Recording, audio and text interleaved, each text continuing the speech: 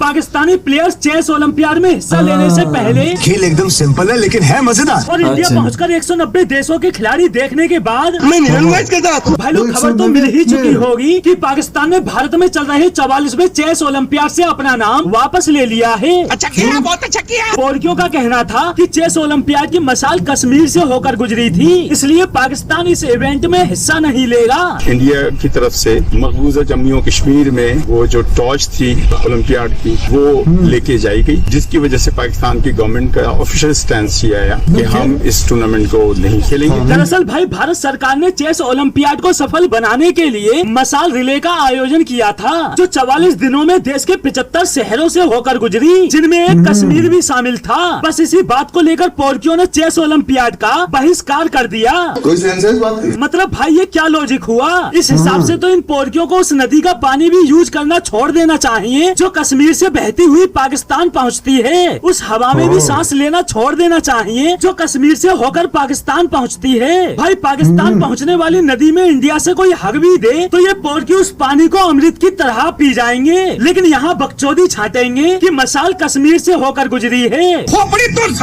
भाई शुक्र करो कि मसाल सिर्फ कश्मीर से होकर गुजरी, मेरा बस चलता तो इस्लामाबाद से होकर गुजारता। और भाई इनकी चूतिया पंक्ति तो देखो, बंदों ने पाकिस्तानी प्लेयर्स को चेस ओलंपियाड में हिस्सा लेने से पहले मना नहीं किया। पाकिस्तानी प्लेयर्स इंडिया खेलने भी आ गए, होटल्स का लुत्फ भी उठा लिया। उसके बाद पाकिस्तान से ऑर्डर आता है कि हम चेस ओलंपियाड का बहिष्कार कर रहे हैं, हमारे प्लेयर्स को पाकिस्तान वापस भेज दो। और इधर भारतीय सरकार भाई तू वापस जा। नहीं भाई ये स्कीम तेरे लिए है ही नहीं। भाई पाकिस्तान का मकसद सिर्फ भारत में चल रहे इस इवेंट का बहिष्कार करना नहीं था, बल्कि इनका मेन मकसद था कश्मीर के मुद्दे को अंतर्राष्ट्रीय स्तर पर उठाना, ताकि पूरी दुनिया की नजर इस पर पड़े कि पाकिस्तान ने कश्मीर की वजह से भारत में चल रहे चेस ओलंपियाड का बहिष्कार कर दिया है। बंदों ने यहाँ तक कह दिया कि इस मुद्दे को अंतर्राष्ट्रीय शतरंज संघ में भी उठाएंगे। भाई इन झोपड़ी वालों से होता घंटा भी कुछ नहीं और बकचोदी दुनिया भर की पेलेंगे। कभी FIDE में जाएंगे, कभी OIC में जाएंगे, तो कभी UN में, लेकिन हर जगह से इन्हें बेइज्जत करके निकाला जाता है। उसके बावजूद भी बंदों का रागे कश्मीर खत्म नहीं होता, जबकि बंदों से खुद का मुल्क संभल नहीं रहा। खुद के हुक्मरान खुद पाकिस्तान के 3 टुकड़े होने की बात करते फिरते हैं। मैं आपको आज कहता हूँ पाकिस्तान के 3 हिस्से होंगे। अरे झोपड़ी वालों, पहले अपना मुल्क ही बचा लो, कश्मीर के सपने बाद में देख लेना। मुल्क टूटने की कगार पर है, महंगाई से फटी पड़ी है, भीख ले लेकर एक दिन का गुजारा कर रहे हो और तुम्हें कश्मीर चाहिए। आजा संडास दिखा दो।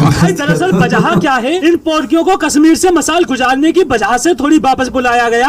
दरअसल असली वजह ये थी कि ये शतरंज का इवेंट था। अगर खुद को उड़ाने का इवेंट होता तो पोर्की 72 हूरों की चाह में लाइन में खड़े सबसे आगे नजर आते। फिर न इनकी मौजूदा सरकार इनको रोकती, न कटोरा खान वो खुद अपने प्लेयर से ये बोलते नजर आते, मेरे दिलेर नौजवानों ये जहाद है। और उधर पाकिस्तानी आवाम, मैं जिहादी बन चुका हूँ, अगर मुझे खान साहब एक हुक्म करे ना खुदा की कसम मैं अपनी जान लगा दूंगा। अरे तुम्हारी बहन का पोर्की मारू, पूरा मुल्क बर्बादी की कगार पर खड़ा है, लेकिन तुम्हारा जोश ठंडा नहीं होगा। हर बात पर जिहाद और राजनीति करने से बाज नहीं आओगे। मतलब यार हद है इन पोर्कियों से। चेस ओलंपियाड का बहिष्कार भी किया तो किस रीजन से कि मसाल रिले कश्मीर से होकर गुजरी, जैसे यही मसाल भारत इनके पिछवाड़े में डालने वाला हो। पोर्कियों पहले तुम एक बात बताओ, तुम्हारे इस इवेंट में हिस्सा लेने न लेने से होगा क्या? कोई फर्क पड़ता है का? कोई भूकंप आएगा का? तुम सालों लूडो खेलो, चेस वैसे भी तुम्हारे बस का नहीं, और ये बात तो तुम खुद एक्सेप्ट कर चुके हो।